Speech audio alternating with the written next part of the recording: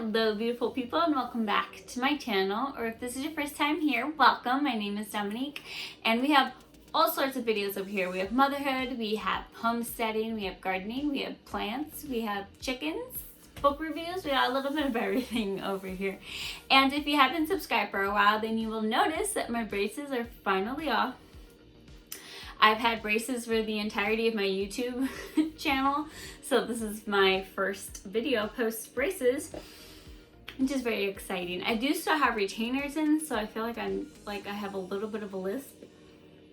And my teeth look kind of funny with the retainer on, but it's very surreal seeing myself with straight teeth because I thought it was something that was never going to happen, and here we are. If you follow me on Instagram, then you would have heard me say that I want to start incorporating more motherhood / parenthood videos on my channel because that is literally my life.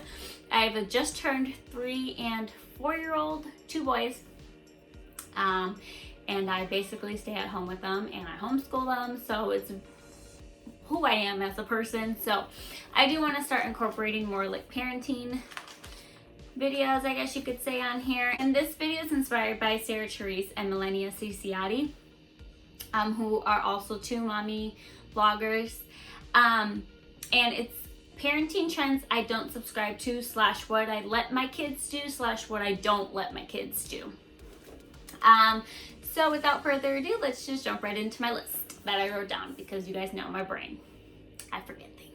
And let me preface this entire video by saying this is not me telling you how to parent your kids. This is not me saying that I know everything. This is not me saying that I am holier than thou. This is just what works for me and my family and my children. Every family is different. Every child is different. So therefore, how you parent is entirely up to you. This is just how I parent my children, and yeah, if you don't like it, that's fine because you're not my child. So the first thing on my list is I don't count. So I don't know about you guys if you grew up in a household where your parents would be like, I'm gonna count to 3 and then you better get down or you better stop doing that. There's no counting here, okay? I just feel like that teaches your kids that you're not serious the first time you say something, and you're not going to be serious until you get to a number. So yeah, I don't count. So there's no 1, 2, 3, get down. The second thing, and you can ask anyone who knows me personally, but I don't make them adapt or keep them out. I am very, I guess you could say, strict when it comes to nap time and bedtime. I do not play around with nap time and I do not play around with bedtime. Now I understand there will be certain circumstances where it might be pushed back a little bit, or we might be doing something and running late for nap time, that kind of thing. But for the most part, I do not expect my children to just adapt their days around their nap time or bedtimes being moved. I don't like my schedule being changed, and I don't expect my 3 and 4-year-old to like their schedules being changed, and I don't expect them to just adapt to that. So I'm very particular with nap time and bedtime. Plus, we all know when kids get crabby, that's it. It's no bueno for anyone. So bedtime and nap time are 2 very serious things in my household. The third one is I let my kids make appropriate messes. Now what I mean when I say that is that if they're playing with their kinetic sand and it gets everywhere, we just clean it up later. Or we're doing a craft in homeschool and they get glue all over the table. Well, they just get glue all over the table and then we'll clean it up when we're done. And they literally just came inside from making mud pies. So I very much let them make messes. It's something I've had to teach myself because I feel like I was very, oh my God, don't do that, it's gonna be a mess and blah, blah, blah. But I've been teaching myself too that, you know, they're kids, let them be kids. Messes can always be cleaned. It's at the end of the day, it's really not getting myself worked up over. You know what I mean? The fourth one is finishing their food. So some people may agree with this, some people may not agree with this, but I grew up in a household where it was 1, you eat what I cook or you don't eat anything at all, and 2, you don't get to get up from the table until you finish your plate. And I don't think that's fair. I think that creates a very unhealthy relationship with food, and my job as a mother is to provide the food for them. So it's my job to provide and cook the food. Once I give it to them, that is now their responsibility. I can't tell them if they're full or not. Only their bodies can tell them that. Like, I am a very don't tell me what to do person. So I don't want someone sitting there, like, I would be very upset if Kareem was sitting there like dictating every single bite that I took from my plate. So I'm not gonna sit there and dictate how many bites they take from their plate. If they take 3 bites and they're full, then okay, fine, you're full. We'll leave your food here just in case you get hungry in like 30 minutes. You know what I mean? But I don't force my kids to finish their plates. If they do finish them, fan-freaking-tastic. If they don't, I can't get mad at them for that. 5 is I don't dumb things down. So, like, for instance, I give my kids very realistic answers when they ask me questions. So, like, my 4-year-old went through a phase where it was, why do I have to hold your hand when I cross the street? And it's like, and I told him that you're smaller than mommy is. A car may not see you and they will hit you and you can get seriously hurt.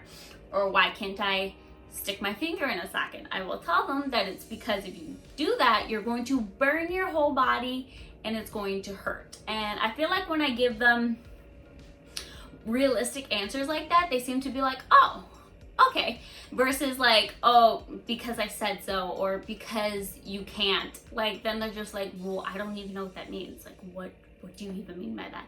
And kids are a lot smarter than we give them credit for, so I feel like giving them the realistic answer to things is just the best route to go. 6 is super important to me, and it's, we don't nickname body parts. Your body parts are your body parts. I can't say them on YouTube because, you know, I'll get flagged because this is 2022 and we still can't say the appropriate names for body parts. But my sons call their genitalia what the name of it is. And my future daughters, they will call their female parts what they're supposed to be called. I've read many studies from psychologists, kid therapists, all these kinds of people that say that in situations of kids being SA'd, it's one of those situations that could have easily been prevented if they just knew the proper names for their body parts. Plus, we tell our kids head, shoulders, knees, and toes, fingers. I don't see why we can't tell them the proper name for their private parts as well.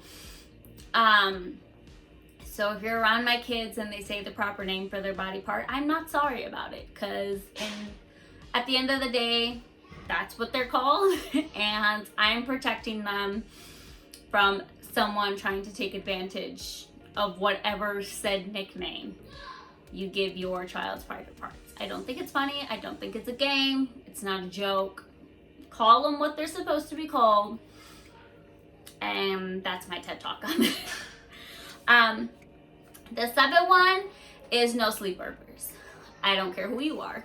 My kids will not be spending the night at anyone else's house. That is just my personal preference.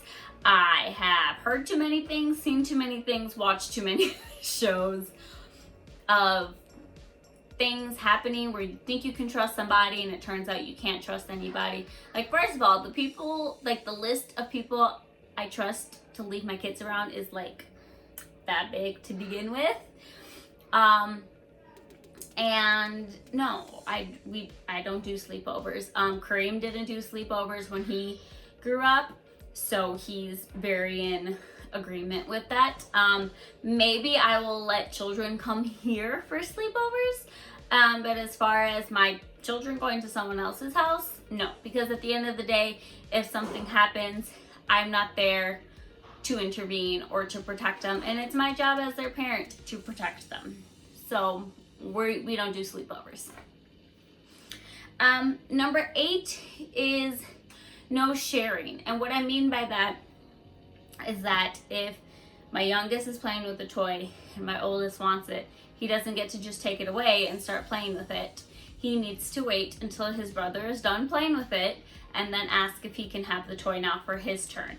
Unless one of them is trying to hoard all like 12 tubes of Play-Doh, then obviously, okay, you don't need all of those. You only have 2 hands. You can give some to your brother.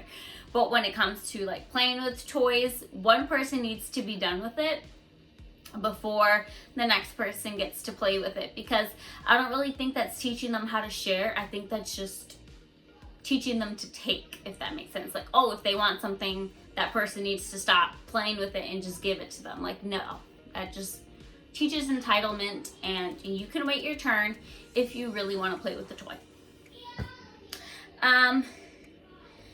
Number 9 is worrying about developmental timelines or milestones, I guess you can say. I feel in today's society, especially, people are way too engrossed with the numbers and what percentile is their height, what percentile is their weight, and are they scoring this, and do they know that, and can they speak 5 languages, like, you know what I mean? And kids will talk when they want to talk, kids will walk when they want to walk, they'll crawl when they want to crawl. Every child is different. Unless you genuinely think that something is wrong, then you discuss that with your child's pediatrician. If their pediatrician's not worried about it, their father's not worried about it, and I'm not worried about it, you don't need to be worried about it. So, I feel like it's a little harsh, but it is what it is. Number 10 is copious amounts of TV. Now, I will admit, when I first became a mom, I was very bad at this, but I have gotten better at it. One, I've realized my kids just act better when they don't have a lot of TV. And 2, I'm very strict with what I let them watch on TV. There's no SpongeBob, there's no whatever crazy shows are on these days, and no YouTube. Like, unless they're watching something for school, or like watching something with their father, like him or I are in the room present, like with them, and it's for educational purposes, they are not allowed on YouTube. They will never have tablets, they won't have phones for a very long time. I know the dangers of technology, I know the dangers of the internet. And like I said before, my job as a mother is to protect my children, and I don't care if that makes me strict. I don't care if that makes me not fun. At the end of the day, I'm their parent, and